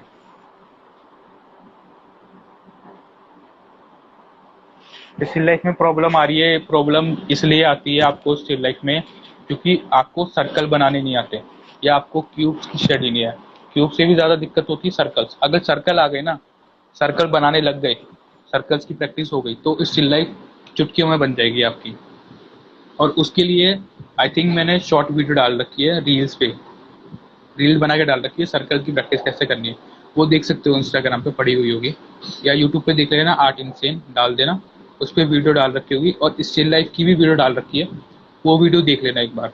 एक घंटे का ट्यूटोरियल होगा और आधे घंटे का भी होगा, तो वो भी देख सकते हो। ओके। और अगर उसके बाद भी अगर दिक्कत आ रही है तो फिर आप क्लासेस वगैरह होती हैं हमारी, आप वो भी ज्वाइन कर सकते हो अगर स्टेप बाय स्टेप प्रोसेस सीखना है तो। ठीक है, स्टिल लाइफ में प्रॉब्लम आ रही है, हाँ, ठीक है, वो सोल्यूशन मैंने आपको दे दिया। सर आपका 45 लाइन्स, 45 ज़रूरी है, बहुत ज़रूरी है।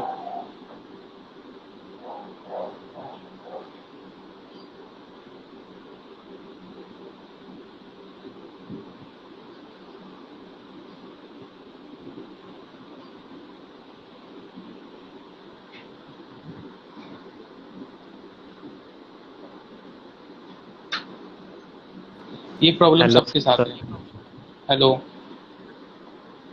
सर, मेरा नाम अभिनव मौर्य है और मैं अभी 11th में हूँ और मैं वाराणसी से हूँ। अच्छी बात है। हाँ, तो मेरा सर ये क्वेश्चन था कि जैसे कि मैं लाइव ड्राइंग करना चाहता हूँ, जैसे कि लाइव में जाकर कहीं बाहर किसी को बैठा कर ड्रॉ करना, लेकिन ये पॉसिबल नहीं हो पाता है मेरे लिए।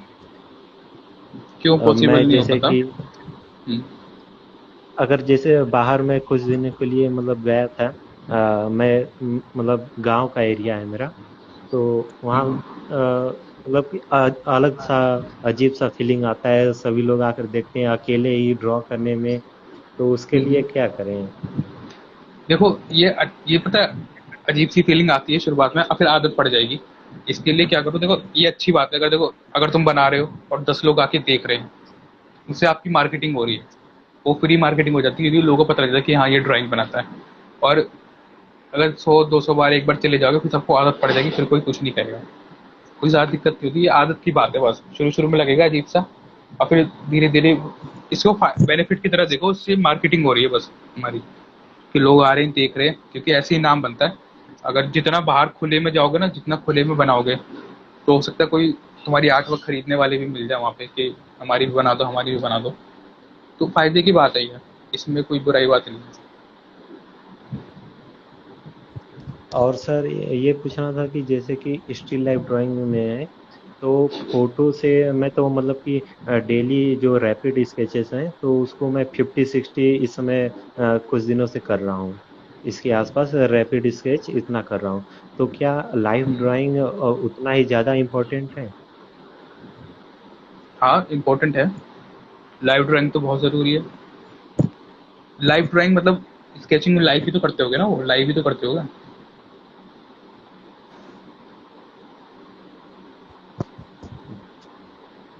हाँ या सर, फोटो से मेरा करते हो सारे? थोड़ा। हाँ सर। मतलब फोटो से ही तो करते हो ना लाइव।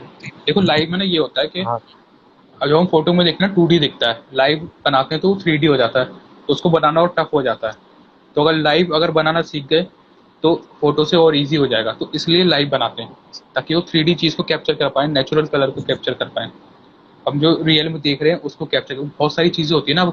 फोटो में तो बस ये दिख रहा है कि हाँ ये है सब्जेक्ट, लाइव बना रहे हो तो 50 इधर की इधर भी दिख रहा है, इधर भी दिख रहा है, उधर भी दिख रहा है, बहुत सारी डिस्ट्रैक्शंस आ गई। तो वो होते हैं ना, एक टफ चीज़ करते हैं तो और अच्छा आता है और अच्छी लर्निंग मिलती है वहाँ से।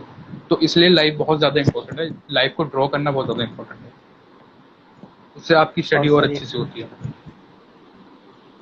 एक और क्वेश्चन था कि जैसे कि रैपिड स्केचेस जो होते हैं, तो उसको मतलब कितने मिनिमम कितने टाइम में बनाने का प्रयास करें? शुरू में शुरुआत कर रहे हो तो 5-10 मिनट लेके चलो शुरुआत में। उसके बाद धीरे धीरे टाइम कम करो, 2 मिनट कर दो, 1 मिनट कर दो, ऐसे। रैपिड स्केचिंग में क्या होता है ना, रैपिड स्केचिंग में मतलब ये नहीं कि आप डिटेलिंग करने बैठ गए। रैपिड स्केचिंग में बस आपको फॉर्म कैप्चर करनी है, जैसे कि आउटलाइन हो गई, ठीक है, हल्की सी आईज, नोज, यहाँ पे आईज है, यहाँ पे नोज है, बस आपका पता लग रहा है यहाँ पे नोज है, हाथ है, मुंह है, आपकी फॉर्म कैप्चर होनी चाहिए, बस आउटलाइन, ठीक है। उसमें ज़्यादा शेडिंग वेडिंग नहीं करनी है आपको, हल्की फुल्की हैचिंग कर दी, इतनी होती है रैपिड स्केचिंग, और इतना आपका 2 मिनट में कवर हो जाता है, 2 मिनट में या 5 मिनट। शुरुआत में अगर कर रहे हो तो 5 मिनट ले सकते हो, 2 मिनट, 3 मिनट ऐसे ले सकते हो। ज़रूरी नहीं कि रैपिड है तो मतलब 30 सेकंड में, 1 मिनट में खत्म करोगे। ज़्यादा जल्दी करने के चक्कर में कई बार हमारी फॉर्म गड़बड़ हो जाती है, वो भी नहीं करना हमें। तो शुरुआत अगर कर रहे हो तो 5 मिनट में पूरी फॉर्म कैप्चर करने की स्टार्ट करो, फिर धीरे धीरे टाइम कम कर दो उसको, 3 मिनट कर दो, फिर 2 मिनट कर दो, ऐसे इस तरीके से कर सकते हो। तो सर मेरा कुछ आर्ट वर्क है तो उसको मैं दिखाना चाह रहा हूँ। हाँ दिखा दो, जल्दी दिखा दो, फिर लाइव एंड करेंगे। Okay okay. देखो आपके भी कोई क्वेश्चंस वगैरह हो वो आप पूछ सकते हो, अभी बस थोड़ी देर में बस फिर लाइव एंड कर देते हैं, काफ़ी टाइम हो गया।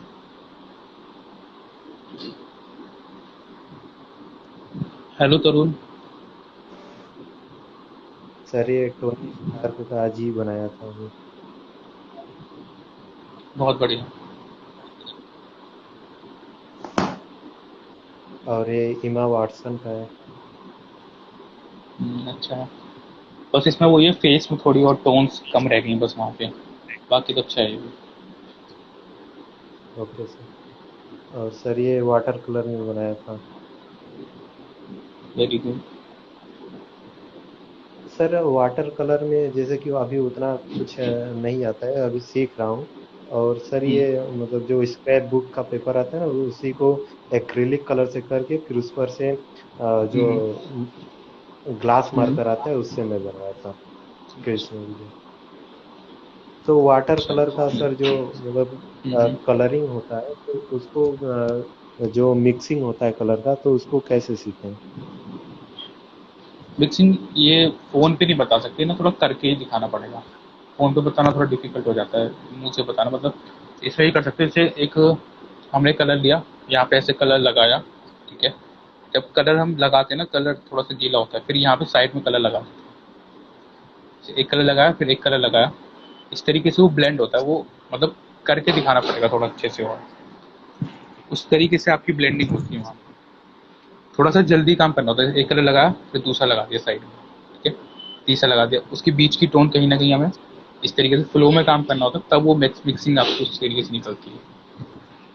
बाकी उस पर एक वीडियो बना के डाल दूंगा मैं, वो आप देख सकते हो। ओके ठीक है सर। और सर ठीक है जैसे चलो। कि हाँ, स्टार्टिंग में क्या हमें कोई एक ही मीडियम लेकर चलना चाहिए और उसको अच्छे तरीके से सीखना चाहिए कि सभी मीडियम में ट्राई करते रहना चाहिए? देखो शुरुआत में ये होता है कि बेसिक बेसिक करना चाहिए हमें। बेसिक मतलब जो आपकी स्टिल लाइफ हो गई, पेंसिल वर्क हो गया, शुरू के 1-2 महीने ये चलता है आपका, फिर आप वाटर कलर करते हो तो ऐसा नहीं है कि मतलब सारे मटेरियल एक साथ कर रहे हैं, सुबह ये शाम को वो, सुबह ये, एक तरह से जंप नहीं करते रहना। ये करना है कि 1 महीने तक ये मटेरियल किया, फिर 1 महीने तक ये, फिर 1 महीने तक ये, किस तरीके से कर सकते हैं। जंप करना है, तो जंप करने का अभी मतलब ज़्यादा जल्दी में, थोड़ा थोड़ा अब टाइम तो लगता ही है ना एक चीज़ सीखने में, इस तरीके से। हाँ तो सर अभी मैं मतलब कि जब लॉकडाउन लगा था 9th में मैं था, तो तभी से मतलब कुछ नहीं समझ में आ रहा था, तो तभी से मैं ड्राइंग करना स्टार्ट किया। तो अभी तक ज़्यादातर मैं अभी पेंसिल से ही और चारकोल से बना रहा हूँ। हम्म, और कुछ और आर्ट वर्क मैं दिखा रहा हूँ आपको। और ये शंकर जी का बनाया था। अच्छा है, और पेंसिल ये से सही काम चारकोल कर रहे है। हो। अब थोड़ा ये आप वाटर कलर पे मूव कर सकते हो बस, अच्छा कर रहे हो। इसमें तुम्हारी पकड़ ओके सही सर। हुई है, थोड़ा वाटर कलर की तरफ ध्यान दे सकते हो बस। और सर कुछ रैपिड स्केचेस भी दिखाना चाह रहा हूँ। थोड़ा वो तुम ना भेज देना मुझे, ठीक है, मैं देख लूँगा, क्योंकि अभी थोड़ा लेट हो रहा है ना। Okay sir okay sir. ठीक है चलो, वो भेज देना मुझे। ओके सर ठीक है तब बाय। बाय। बाय।